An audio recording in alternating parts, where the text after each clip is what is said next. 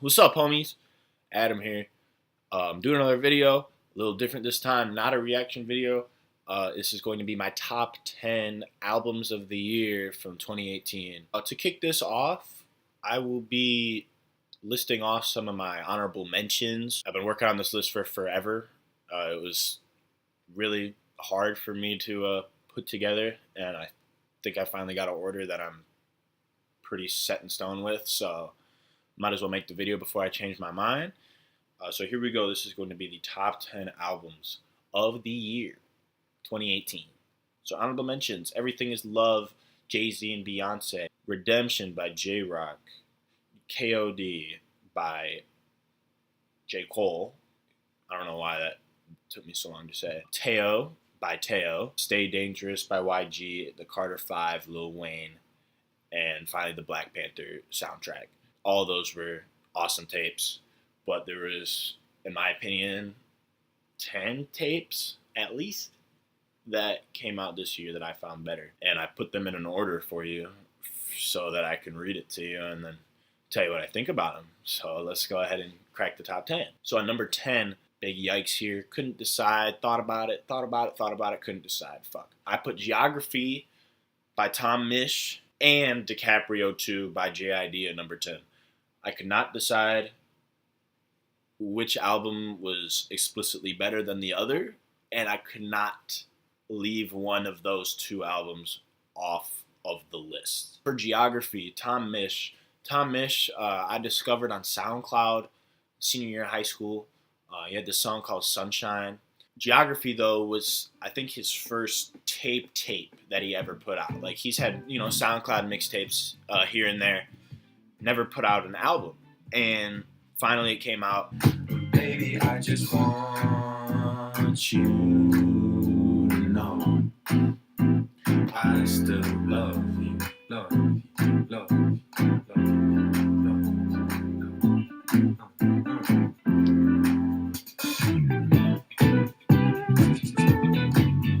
It was like kind of an interesting conceptual album. I didn't really understand, like, it's called Geography, and like the basis of it is kind of like, traveling around and there's love connections involved. And it winds up being like, I'll follow you, wherever you go kind of bullshit.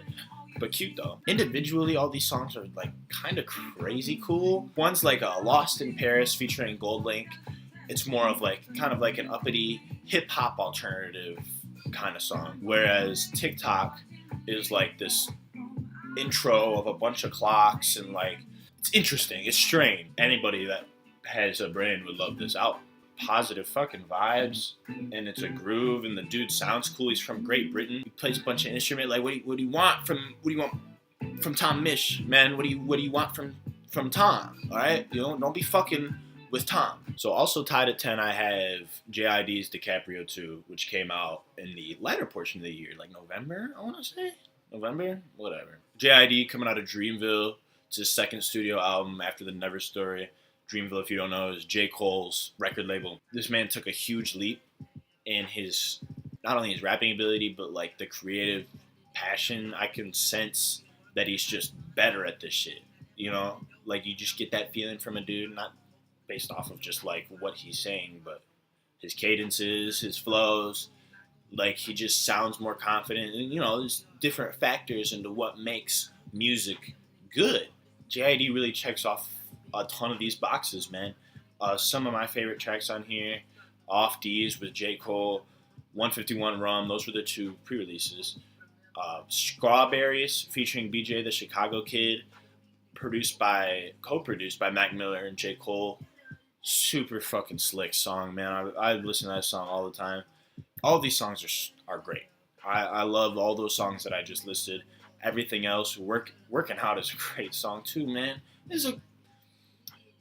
It hurt me to put this album at 10. It really did, because I love this shit. And JID is going to be in the upper echelon of rap music for years to come. And I can't wait to hear what he's got next. But all in all, you get a 10 spot for your work in 2018. Bravo, sir. At number 9 on the list, I have the Flatbush Zombies tape, Vacation in Hell. This came out in the spring. I if I'm not mistaken, the same day that Tom Misch's album came out. Big day for me. Huge, huge day for me. I've loved Flatbush for I don't know how many years.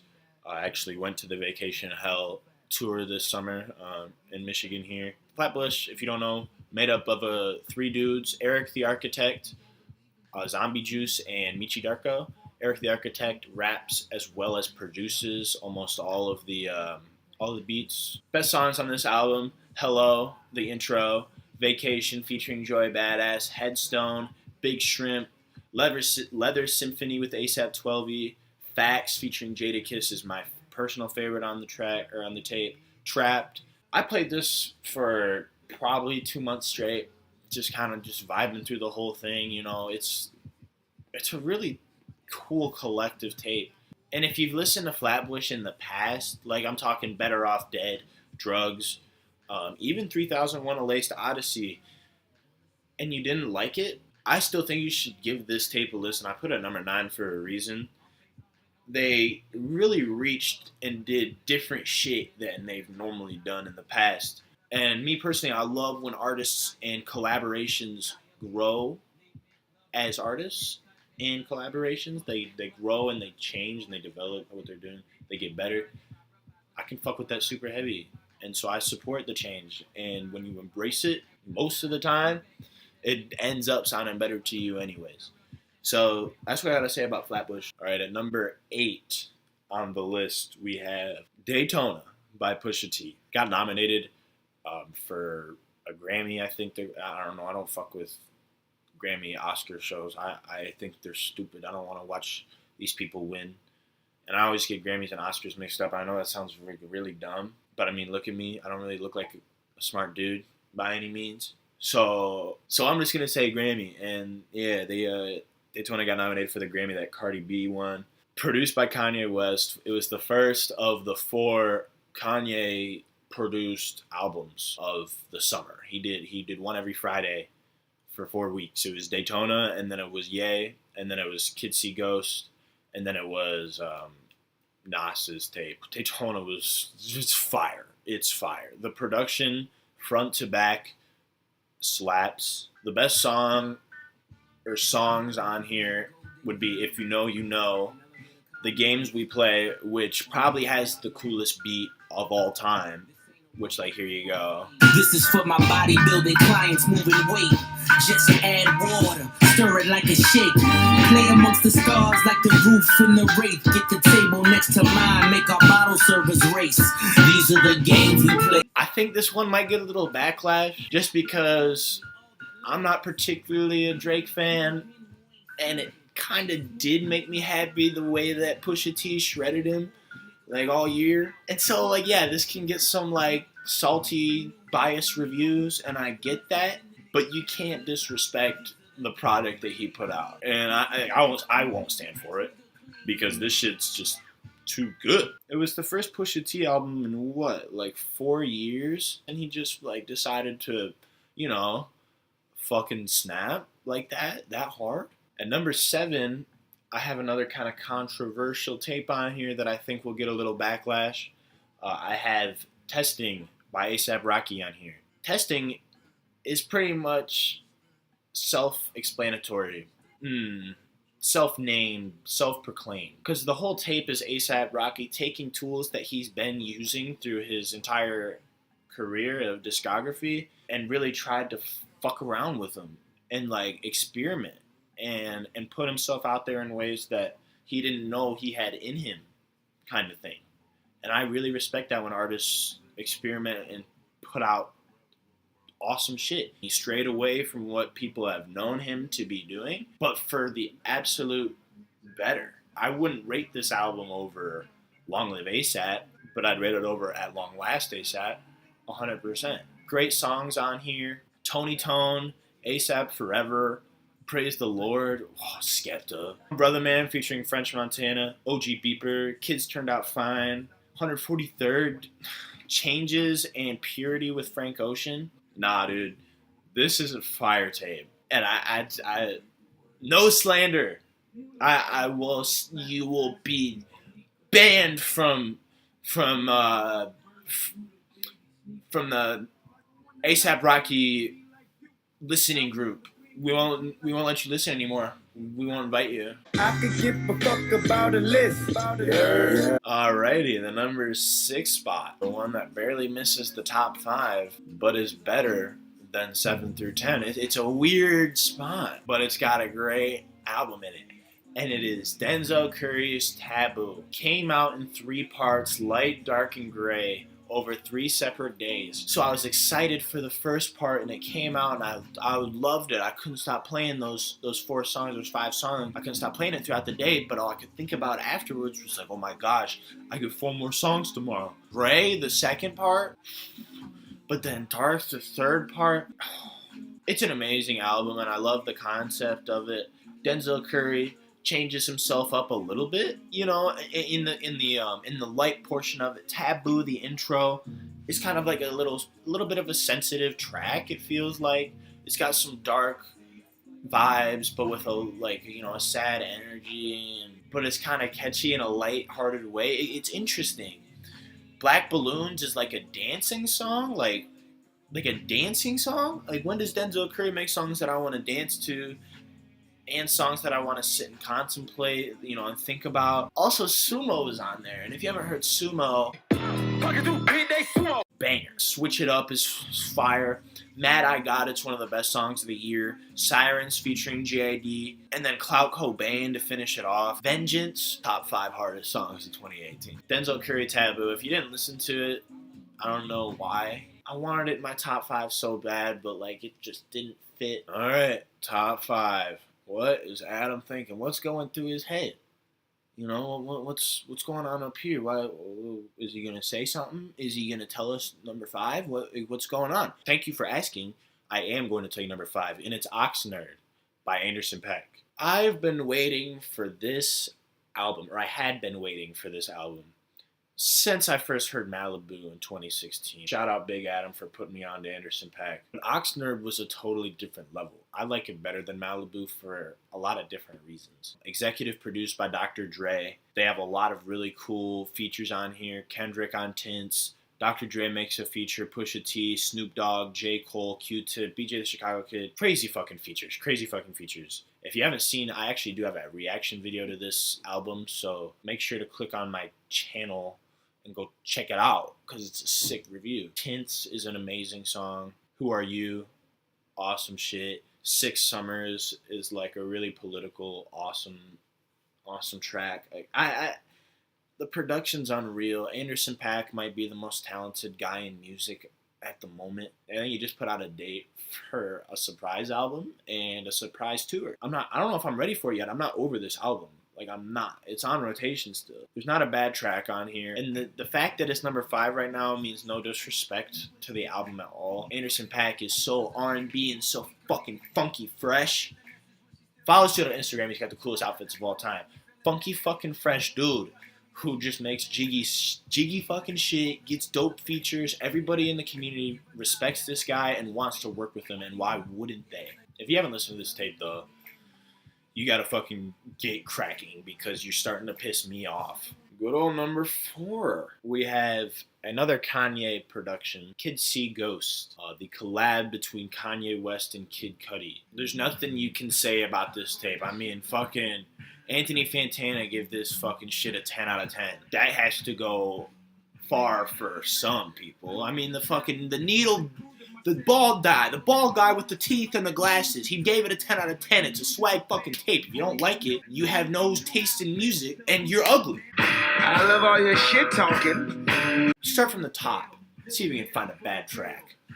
Come on, let's do it together. Feel the Love, Pusha T hardest verse, maybe 2018. I don't know, maybe. Feel the Love is my track. It's my soul. I hung this poster up when I was listening to that, and I was nailing in.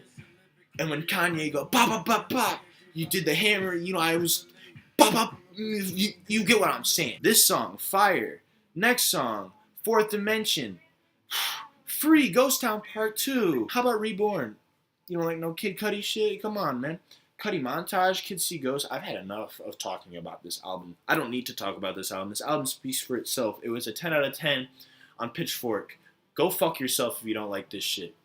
This is the tape. This is number 4 for me for some fucking reason that I don't really want to get into right now, only because I feel bad saying that there were 3 albums this year that I like more than this one. Like I said, Paper Thin Margins, all up in the top 5. Paper thin, okay?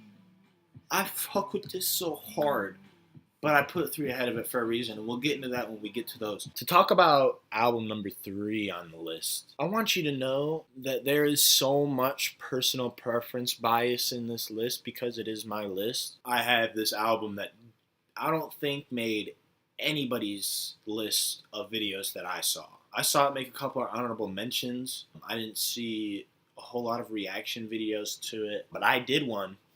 Pieces of a Man by Mick Jenkins. This album is like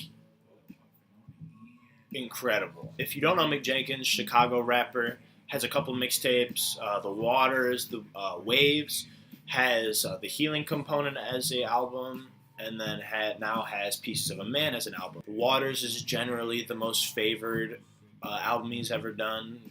Conceptual piece. He references water all the time, but he's using it as a metaphor for knowledge. He continuously does that throughout his music, but this is where this album is, I think, where he took that big leap and he said, look, I'm fucking out here, dude. I mean, 16 songs? 17 songs. 53 minutes, 1 little interlude, 2 spoken word pieces, which I thought were super cool, like where he's kind of like at a speaking word show, like a spoken word piece, you know, it's like giving a fucking speech, but like as a rhyme, and it's cool. And Mick Jenkins is somebody that I've been trying to show pretty much everybody I've ever met, and I think I'm going to keep doing that with confidence. Stress Fracture, featuring McCall Anthony, fire. Gwendolyn's Apprehension, fire. Soft Porn, amazing. Grace and Mercy is a 2-minute funky flex. Not funky, but like, I wanted to do like a funk flex kind of reference. Anyways, Barcelona, fire. Reginald, fire. Padded Locks with Ghostface Killah. I mean, every song on here is great. I don't need to go through. There's 17 songs on here. The spoken word pieces you can take out. The interlude you can take out. Fine. 14 out of 17 are fucking amazing songs. What do you want me to do? My dude is probably one of the most intellectual rappers out there right now. He is so crafty, and you know he spends his time. Like, he spends so much time on this shit. And, like, you can tell each line that he puts in there is, like, meticulously crafted. Like, meticulously crafted. If you've never heard of Mick Jenkins, we're probably not that close, because I mean, if we're close, I've probably shown you at least a Mick Jenkins song. But more specifically, Pieces of a Man as an album is something that I think everybody should have the opportunity to listen to. So if you haven't listened to it yet, you can now take this opportunity and listen to my 3rd favorite album of the year. It really hurts to say that, man, but it is my 3rd favorite of the year, and I'm going to stick with it. So we get to the top 2, right? And it's pretty much like you kind of have an idea of what albums you think I might be thinking of. It's like, oh, like, you know, I haven't heard this yet, or I haven't heard that yet. Like, where has it been, kind of thing, or like, what's, you know, it's kind of the coin flipper, you know, like you see what's number 2, and you kind of have in your head what might be number 1. I think you might actually just kind of be like surprised at what I have at 2 and 1 right now. And at number 2, I have Swimming by Mac. You know, the god, the GOAT. Mac Miller, when he passed away, I don't know if I really even need to get into it. I think you kind of just understand how it feels. If you were a fan of him, you know what I'm saying. And I remember listening to Swimming for the first time. Shout out Tristan, you're a bitch. So in my basement, this was the night that Astroworld came out, which, by the way, I didn't crack my honorable mentions.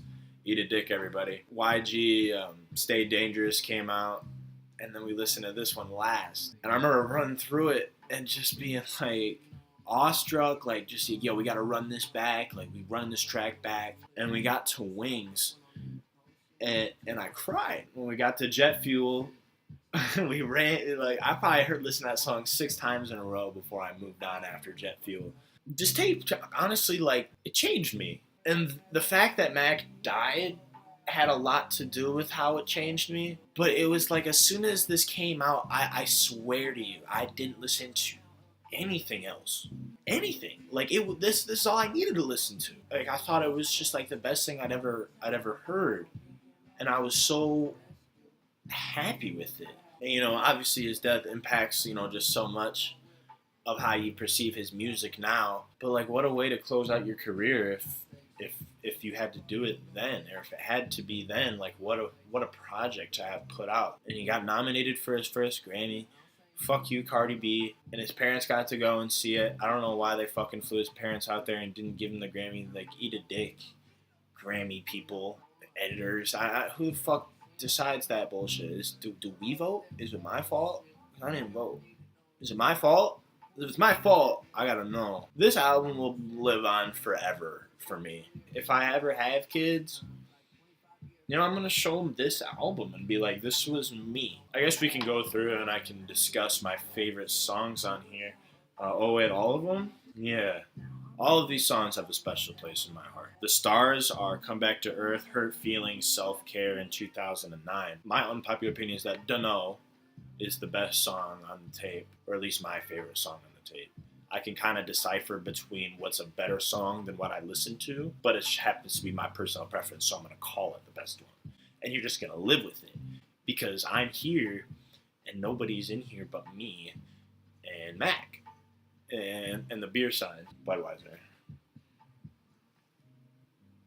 I'll never forget the moment I had with my buddy when this shit came out, man. And that moment will live on. It's a special moment to me, thanks to this album and thanks to Mac. Rest in peace, man. I read online that in an interview with Mac's mom, she actually said that Mac had a follow-up project, like a kind of a sequel to Swimming, called Circles. And it's done and it's mastered. And when he passed away, he left, all of that discography to her. And so she has it, and she said that she will release it when she feels the time is right.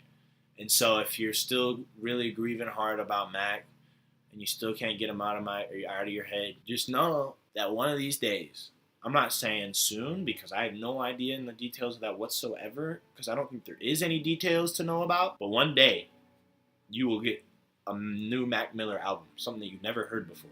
And I can't imagine it's going to be anything less than spectacular. And so now we're at number one. And I think a lot of you haven't listened to my number one, which hurts my feelings, but it's understandable because he's not a Mac Miller, and he's not a Flatbush Zombies, and he's not an A$AP Rocky. His name is Saba, and he released Care For Me. Spring of 2018.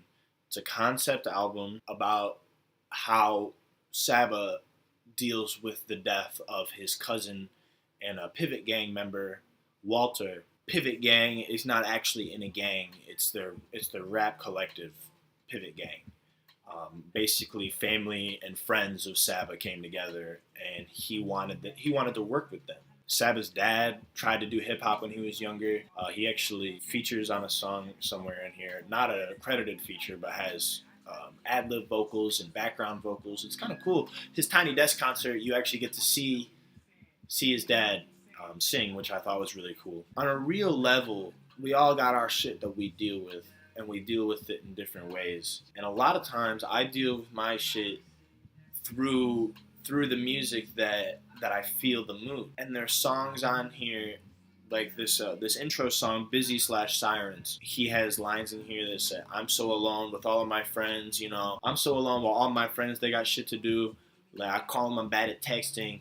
They never cross me like bad pedestrians. He is the slickest rapper I know right now. And that's like, when I say slickness, I mean like when you say Pivot Gang, how could you not be moved? Pivot, you're not supposed to move the fucking pivot footer to travel, which is kind of funny because move and travel. You like, what do you want, bro? This dude is like, has triple layers to everything he says. And it reminds me a lot of Mick Jenkins in that way. Man, those Chi-Town lyricists. Chicago has the best rappers, in my opinion, in the game right now. And right now, I think that Saba's the best rapper out of Chicago. Wake up in the morning and I turn this on. It's like a routine. I need it in my life. I can't go lengthy periods of time without listening to it. I'm stuck on it. I mean, if I just go down, Broken Girls, where he talks about, he has a line in there. He says, I love contemplating about depression, conversations about depression, confrontation, because we care too much about each other.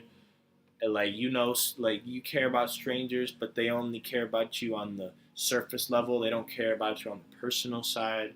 You go to Fighter, where it's a nice little storytelling song about how, you know, he ends up fighting this kid, and then a couple of days later he gets jumped and he's crying for help, and then one of his enemies, you know, he comes back and helps him fight, and then it ends up transitioning to him arguing with his girlfriend, and she's telling a story, and he says, you know, a comment in the middle of her story to relate to what she's saying, and she gets pissed, and she's like, you always are talking, you know, before I can finish. You know, he's not doing it on purpose. He wants to make, you know, he's showing that he's listening and trying to make a comment, but she's like, yo, like, you don't value my thoughts. Either that or you too damn stupid to realize that if you don't hear me out, then I'm gonna feel muted. You say you care, we'll show it. I'm not asking a lot.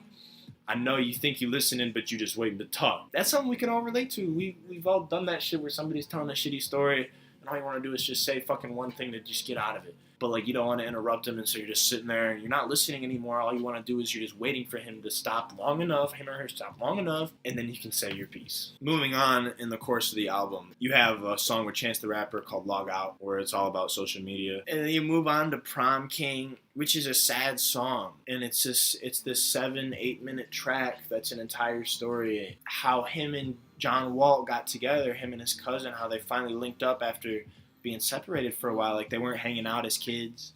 You know, when they showed up at family functions, Walt kind of bullied him a little bit, but then Walt hits him up and is like, yo, I got a prom date for you, and he ends up going with this girl. And then fast forward to the second half of the song, the King side, he's talking about how Saba starts to make it. He's talking about how, look, I started to make it, you know, all this shit was going great. Walt was back with me doing music. You know, we believed in each other. We were doing this shit. Walt ended up getting stabbed to death over a coat that he was wearing. And then it transitions into the last song called Heaven All Around Me. And it's just like the perfect encapsulation of how the only way that he can positively look at this situation is how he now has heaven all around him, because he knows Walt's with him all the time, and how Walt's, you know, obviously in heaven. It's a beautiful, beautiful concept tape. And if you know me, you know how much I love Mac Miller. You know how hard it is for me to put an album ahead of swimming. You just heard me fucking practically suck his dick about swimming. But I put this album higher for a reason, because I genuinely believe it's the better album. And if you haven't listened to it, I'm honestly not that surprised. If you have, we need to have a conversation. Please let me know. We need to have conversations about it. Saba, Care For Me, #1 album of the year. No questions asked. I wouldn't think twice about this. That was my top 10 albums of 2018. If you liked what you saw or liked the video at all, please leave a like. Comment if I'm fucking wrong. Like, I want to hear your top 10 list. If you gave me your top 10 list in the comments, that'd be super cool. Or don't, it's fine. I just kind of like talking about music, so I just want to know what you have to say about my list, and I want to hear your list, and I want to compare and contrast, and I want to tell you you're wrong. That's what I want to do. I want to tell you you're wrong. So please like and subscribe to the channel, like the videos. I have reactions to multiple albums. If you haven't checked them out, please do. It means a lot to me that you guys are watching the videos, and it makes me want to make more of them. I have a lot of fun doing them. It takes a while, but I have a lot of fun doing them, and I want to keep doing them. So there's more to come for sure. Thanks so much. I will see you guys later. Thanks for watching.